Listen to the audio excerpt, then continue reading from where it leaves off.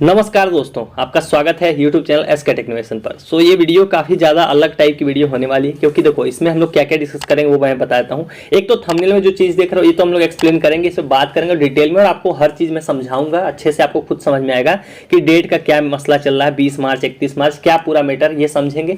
उसके अलावा ABP news की तरफ से जो है कि एक अपडेट आ रखी है कानपुर की तरफ से, मतलब बेसिकली जिनका institute not verified bye affiliating agency है उनके लिए अपडेट है, तो वो काफ़ी ज़्यादा खास होने वाली है। उसमें आपको जानने मिलेगा कि उसमें क्या नई अपडेट है, वो डिस्कस करेंगे। तो वीडियो काफी ज्यादा इंपॉर्टेंट है, वीडियो में मेरे साथ आखिरी तक बने रहिएगा, पूरी जानकारी अगर आपको लेनी हो तो। वीडियो को फटाफट से लाइक कर दिया, जिन्होंने चैनल को सब्सक्राइब नहीं किया है वीडियोस को देखते हैं, क्योंकि आपको सबसे अगर सही और ऑथेंटिक अपडेट यूपी स्कॉलरशिप की पानी है तो चैनल को तुरंत सब्सक्राइब कर लीजिए, क्योंकि यहीं पर आपको वो चीजें मिलेंगी। चलिए चलते हैं अपडेट की तरफ। तो पहले हम लोग अपडेट जो शुरू करते हैं वो न्यूज से ही शुरू करते हैं। देखिए ABP न्यूज़ की तरफ से देखिए अपडेट आई है, कल 4 बजे की है, आप लोग यहाँ डेट देख सकते हो। तो इसमें क्या लिखा हुआ है, कानपुर में 8000 छात्रों की स्कॉलरशिप पर लटकी तलवार, सरकारी सिस्टम की बड़ी लापरवाही। देखो यहाँ पर लिखा हुआ है। अब ये किस रिगार्डिंग बात करें, देखिए NIC का पोर्टल बंद हो चुका है, अब आवेदन की तिथि भी निकल चुकी, लापरवाही किसी स्तर की भी हो रही है, लेकिन असल में नुकसान छात्रों का ही हो रहा है। देखो यही बात मैंने आप लोग को शायद डिस्कस भी किया था कि चाहे कोई किसी की भी गलती हो, अब ये लोग कर क्या रहे हैं, ये लोग बॉल पास कर रहे हैं। पास का मतलब कि जो यूनिवर्सिटी है वो बोल रही है कि मेरी गलती नहीं है, और जो कॉलेज है वो बोल रहा है मेरी गलती नहीं है। मतलब ये गेंद को बस इधर उधर पास कर रहे हैं कि मेरी गलती नहीं है, और DW बोल रहा है मेरी गलती नहीं है। तो ये मतलब कुल मिला के घुमा रहे हैं कि भाई मेरी गलती नहीं। इसमें नुकसान तो देखो ओवरऑल छात्रों का ही होगा। पढ़ लेते हैं, देखिए इसमें लिखा क्या है। कानपुर में सरकारी सिस्टम की लापरवाही का खामियाजा जिले के 8000 छात्रों को भुगतना पड़ सकता है। दरअसल केंद्र और राज्य सरकार द्वारा संयुक्त रूप से दी जाने वाली स्कॉलरशिप के लिए इन छात्रों ने अपने कॉलेज के माध्यम से छात्रवृत्ति के लिए आवेदन भेजे थे। इन आवेदनों को 6 एफिलिएटिंग एजेंसीज के द्वारा जांच पड़ताल करके समाज कल्याण निदेशालय भेजना था, जिसमें CSJMU यानी कि जो कानपुर यूनिवर्सिटी है, AKTU भी शामिल है। मतलब CSJMU और AKTU के ज्यादातर छात्र हैं। समाज कल्याण विभाग की माने तो इनमें से 70% तक मामले कानपुर विश्वविद्यालय से जुड़े हैं। मतलब सबसे ज्यादा गलती जो है वो CSJMU की है, यानी कि कानपुर जो क्या बोलते हैं, जो हमारा विश्वविद्यालय है छत्रपति साहू जी महाराज जो ये वाला है, तो उसकी सबसे ज्यादा 70% जो केस हैं वो सारे उसी विश्वविद्यालय के हैं जो निदेशालय बोल रहा है। लेकिन जांच करने के बाद इन्हें समाज कल्याण निदेशालय नहीं भेजा गया। समाज कल्याण विभाग का दावा की स्थिति ऐसी इसलिए बनी कि इस काम को यानी आवेदन को लेकर संस्थान और एफिलिएटिंग एजेंसी खासकर CSJM विश्वविद्यालय कानपुर के द्वारा ऐसा नहीं किया गया और आवेदन भेजे नहीं गए। ऐसे में 8000 छात्रों के आवेदन अब अटक गए। हालांकि CSJM कानपुर विश्वविद्यालय को इस मामले में इनका साफ कहना है, देखो इनका क्या कहना है कि वो बिल्कुल पाक साफ है, क्योंकि उनके यहाँ किसी भी आवेदन को कभी रोका ही नहीं गया है और विश्वविद्यालय की इसमें कोई भी और किसी तरह की लापरवाही नहीं हुई। मतलब देखो DW कह रहा है कि हमारी कोई गलती नहीं, CSJM उन्होंने डेटा नहीं भेजा, और CSJM जो छत्रपति साहू जी हैं ये इनके जो बोल रहे अधिकारी उनकी गलती नहीं है। अब इस बीच करीब 12000 छात्रों का आवेदन डेटा डिसमैच होने का निरस्त किए गए हैं। वित्तीय वर्ष 22-23 12,000 जो बात की जा रही है सिर्फ कानपुर की बात की जा रही है, यहाँ पर आप लोग को नोटिस करना है। वर्ष 22-23 में विभिन्न कक्षाओं पढ़ने वाले करीब 77,062 छात्रों ने छात्रवृत्ति के लिए आवेदन किया था। कानपुर की बात हो रही है। इसमें पिछड़ा वर्ग के 34,000 और इसके कितने किसके हैं वो चीज यहाँ पर डिटेल लिखी हुई है। लेकिन 8000 छात्रों की छात्रवृत्ति पर अब तलवार लटक गई, उनसे बेहद जरूरी हो जाता है। इसलिए ABP गंगा की टीम पहुंची किदवई नगर, यहाँ पे मतलब छात्रों से बात की। तो देखो बात की तो भाई निराश तो होंगे ही सब लोग, क्योंकि जो पोर्टल तो आपको मालूम बंद हो गया। यहाँ पर आखिर निष्कर्ष सुन लीजिए क्या हुआ इसका।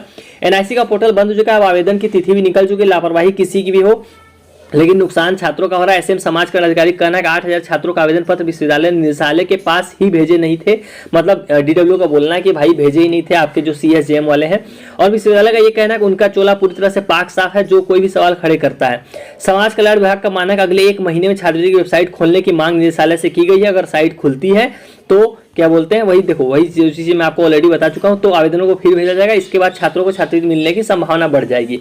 मतलब इसको अभी तक पेंडिंग में रखा गया, और मेरा ये समझ में नहीं आ रहा पेंडिंग में रखा ही क्यों गया है। जब छात्रों की गलती नहीं है तो 1 माह का और दे दीजिए, इतनी बड़ी बात है। मतलब क्योंकि देखो ईयर एंड हो रहा है ना, इस वजह से थोड़ा बड़ा इशू हो जाएगा, क्योंकि अगला साल शुरू हो जाता है 1 अप्रैल से।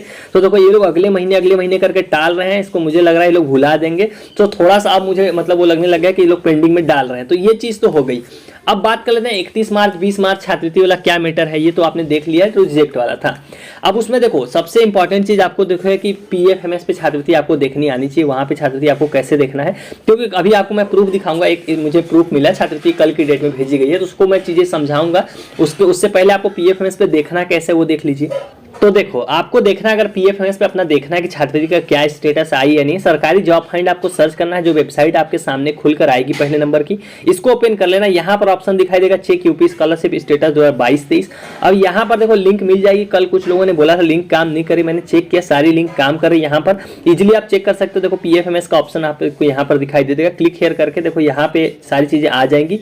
बैंक डिटेल फिल करनी है, सारी चीजें मैंने एक वीडियो में बताई थी आपको कैसे फिलअप करना है। ओटीपी जाएगा और यहाँ पे आपको दिख जाएगा। अब ये चीज दिखना है, आप उसको उसमें आपको कुछ चीजें समझ में आनी चाहिए। क्या समझ में आनी चाहिए वो चलिए मैं आपको पीएफएमएस का एक स्टेटस स्क्रीनशॉट है उससे वो चीजें आपको समझाता हूँ। तो देखो जब आप पीएफएमएस ओपन करोगे तो एक छात्र ने मुझे स्क्रीनशॉट भेजा हुआ है, उनकी छात्रवृत्ति कल की डेट में भेजी गई है। सो आप जब ओपन करोगे तो मैक्सिमम लोगों का आएगा नो रिकॉर्ड फाउंड। उसका ये मतलब है कि अभी तक इस वर्ष आपकी छात्रवृत्ति नहीं भेजेगी, मतलब आपके खाते में पैसा नहीं लगाया गया, इसलिए नो रिकॉर्ड फाउंड आएगा। अगर आपके स्टेटस में इस तरह से देख के आएगा, जब आप पीएफएमएस ओपन करोगे अगर ऐसा लिख के आ रहा है तो आपको समझ लो छात्रवृत्ति भेज दी गई। अब इसमें आपको समझने की बात क्या है, जो मैंने बोला आपको समझने की बात है। देखो इस छात्र का 17,750 रुपए बैंक ट्रांजैक्शन डेट अगर देखोगे तो कल की है, यानी कि 17 मार्च को बैंक ट्रांजैक्शन डेट है। लेकिन यहाँ अगर आप क्रेडिट डेट देखोगे तो ये ब्लैंक पड़ा हुआ है। इसका मतलब समझो, यहाँ पे मैं बोलता हूं ना हमेशा आपको कि पीएफएमएस पे एक दिन पहले मतलब छात्रवृत्ति दिख जाती है जनरली, और उसके एक दिन बाद बैंक में आती है। जो क्रेडिट डेट है उसका मतलब कि छात्रवृत्ति के जो पैसा है वो बैंक के खाते में किस डेट को आएगा। तो ये अभी यहाँ ब्लैंक आपको दिख रहा है, तो इनके खाते में अभी पैसा नहीं आया है। 17 मार्च आप बैंक ट्रांजेक्शन डेट देख रहे हो, मतलब कल लगाया गया है, और हो सकता है आज की डेट में यहाँ पर पैसा जो है कि खाते में आएगा। तो जो यहाँ डेट अपडेट होकर आ जाएगी तो वो आ जाएगी 18 मार्च हो सकता है या 19 मार्च हो सकता है, उसके 1-2 दिन बाद आती है, कई बार उस दिन भी आ जाती है। तो यहाँ पर जो आप खाली देख रहे हो ना, जब खाते में पैसा आ जाएगा तब ये चीज यहाँ पर अपडेट देखने को मिलेगी क्रेडिट डेट में। उसके पहले सिर्फ बैंक ट्रांजैक्शन डेट देखने को मिलेगी। और यहाँ पर एक और इंपॉर्टेंट चीज डिस्कस करने को आ गई है। देखो इस बार ऐसा भी बहुत केस हो रहा है कि छात्रवृत्ति का अमाउंट आ जा रहा है लेकिन पीएफएमएस में शो नहीं हो रहा है, क्योंकि इस बार पीएफएमएस की साइट का थोड़ा सा चल रहा है मेरे हिसाब से। बहुत लोगों को दिक्कतें आ रही है, कई बार ओटीपी आ रहा है कई बार नहीं आ रहा है, तो वो वेबसाइट का इशू है, काफी चल रहा है सब सारा इशू। तो अगर पीएफएमएस में नहीं भी सो रहा तो आपको परेशान नहीं होना है, क्योंकि बैंक से मैसेज तो आपके मोबाइल पे आता ही होगा कि आपके खाते में कितना पैसा कटा आया, ये सारी चीजें मैसेज आती होंगी, उससे आपको पता चल जाएगा। अब ये चीजें आपने समझ ली। अब जो डेट वाला मेरा जो मेन मसला है कि आपको मैंने दिखाया है कि 31 मार्च 20 मार्च, उसको समझ लिए पूरा।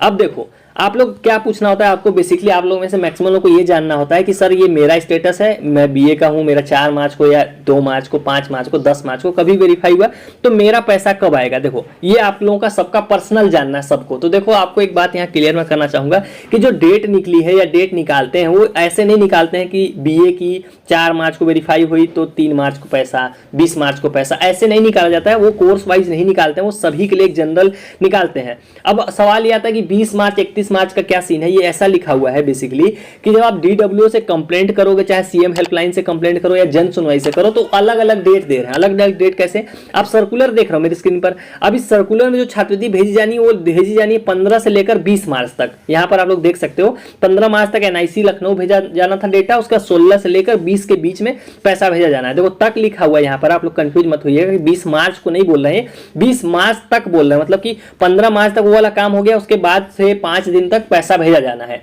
अब आपको मालूम है बहुत कम लोगों का, शायद इक्का दुक्का लोगों का किसी की भेजी गई है, नहीं तो नहीं भेजा गया पैसा।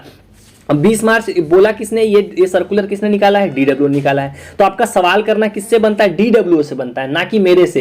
ये पैसा क्यों नहीं भेजा गया, तो उन्होंने ही बोला है ना 20 मार्च, तो एक डेट ये हो गई। अब वो लोग को खुद नहीं पता कि एग्जैक्ट डेट क्या है। देखो डीडब्ल्यू का ही रिप्लाई देख लीजिए, पिछड़ा वर्ग कल्याण अधिकारी 15 मार्च को रिप्लाई किया है कि 22-23 में संबंधित छात्र का छात्रवृत्ति हेतु प्राप्त ऑनलाइन आवेदन पत्र जनपद स्तरीय छात्रवृत्ति स्वीकृति समिति द्वारा भुगतान हेतु सत्यापित डिजिटली लॉक किया जा चुका है, मतलब सत्यापित किया जा चुका है।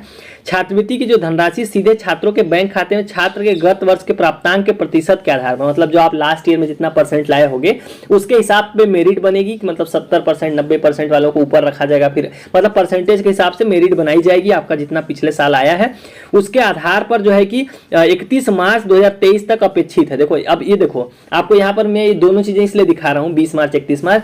डीडब्ल्यू वाला एक बोल रहा है कि 20 मार्च आएगा, एक डीडब्ल्यू वाले बोल रहे हैं 31 मार्च को पैसा आएगा। वहीं आप कंप्लेंट करोगे तो आपको कुछ और हो सकता है, कोई बता रहा होगा कि 25 मार्च के बाद आएगा। तो अलग अलग डेट आ रही है। इसलिए आप देखो कि एग्जैक्ट डेट बता पाना बहुत मुश्किल काम है। मुश्किल क्या, डीडब्ल्यू जब आप सोचो कि जो काम कर रहे हैं समाज कल्याण अधिकारी, उनको खुद को डेट नहीं पता है कितना कब बताना है। तो इसीलिए मैं आपको ओवरऑल 31 मार्च के ज्यादा नहीं डेट बता रहा कोई भी, 31 मार्च ही मैक्सिमम डेट आ रही है। इसलिए आपको 31 मार्च तक इंतजार करना है, 31 मार्च तक वेट कर लीजिए। पिछले साल भी 31 मार्च को ही छात्रवृत्ति भेजी गई थी बहुत लोगों की, तो इस बार भी अभी 31 मार्च तक वेट कर लीजिए। अब आपने जैसे 3-4 महीने वेट कर लिया, आपके पास बस और 10 दिन और वेट कर लीजिए, छात्रवृत्ति आ जाएगी। पूरी उम्मीद है सरकार देगी छात्रवृत्ति, ऐसा नहीं करेगी। होता क्या है, पेशेंस नहीं रखते थोड़ा सा। भाई देखो अब ये काम ऐसा है कि आप बहुत फ्रस्ट्रेट हो जाते हैं लोग, मतलब आप अगर लगातार स्टेटस देखो, वीडियोस देखो, अपडेट देखो, तो लगता है कि छात्रवृत्ति का पैसा खा गए। ऐसा कुछ नहीं हुआ है। 31 मार्च तक वेट कीजिए, थोड़ा अपडेट और इन चीजों से मतलब बहुत ज्यादा मत देखिए। किसी एक को फॉलो कर रहे हैं उसी को फॉलो कीजिए, बहुत ज्यादा न्यूज अपडेट देखने से और आप लोग फ्रस्ट्रेट होते हैं। तो ये चीजें हो गई। 31 मार्च तक आपको वेट करना है। सभी कोर्स ये मैं बता रहा हूं जो 31 मार्च, ये सारे कोर्स चाहे स्टेटस कभी वेरीफाई हुआ आपका, चाहे बीए हो, बीएससी हो, बीएड हो, बीकॉम हो, बीटेक हो, एमबीए हो, एमटेक हो, कुछ भी हो, आपका कोई भी कोर्स हो, सभी की छात्रवृत्ति की जो डेट है वो 31 मार्च है। आपको ये नहीं पूछना है कमेंट में अब कि सर मेरी कब आएगी, क्योंकि मैंने वही चीज आपको इस वीडियो में समझाया है, कोशिश किया आपको प्रूफ के साथ दिखाने के लिए कि जो डेट है वो अलग अलग दी जा रही है। तो 31 मार्च ही आखिरी डेट है, उसके पहले पहले भेज दी जाएगी, क्योंकि साल भी जो है वित्तीय वर्ष भी समाप्त हो जाएगा 31 मार्च, तो उसके पहले ही आपको जो उनको बजट का इस्तेमाल करना होता है। तो इसीलिए मैं 31 मार्च पे ज्यादा श्योर हूं कि उसके पहले पहले छात्रवृत्ति भेज दी जाएगी। सो उम्मीद करता हूं आपको अब चीजें समझ में आ गई होंगी। वीडियो को लाइक करके